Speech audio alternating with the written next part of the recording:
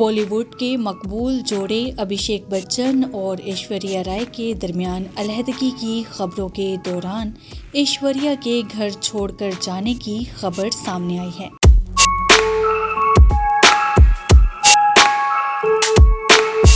भारतीय मीडिया के मुताबिक ऐश्वर्या राय ने बच्चन हाउस छोड़ दिया। मुमकिन है कि बहुत जल्द ये जोड़ा अपनी राहें जुदा कर लेगा। अभिषेक और ऐश्वर्या के दरमियान अलहदगी की अफवाहें काफी अरसे से सोशल मीडिया पर वायरल थी। ताहम जोड़े को किंग शाहरुख खान की बेटी सुहाना खान की पहली फिल्म आर्चीज के प्रीमियर पर देखा गया। ताहम पूरी फैमिली को फिल्म के प्रीमियर पर एक साथ देखने के बाद ये अफवाहें दम तोड़ गई थी। इसके बाद चंद रोज कबल अमिताभ बच्चन और बहू ऐश्वर्या राय को सोशल मीडिया से अनफॉलो कर दिया गया, जिसके बाद सोशल मीडिया पर एक बार फिर कयास आराइयां देखने में आई। अभिषेक बच्चन और ऐश्वर्या राय 2007 में रिश्ता-ए-अज़दवाज में बंधे थे। 2011 में उनके यहाँ बेटी आराध्या की पैदाइश हुई थी।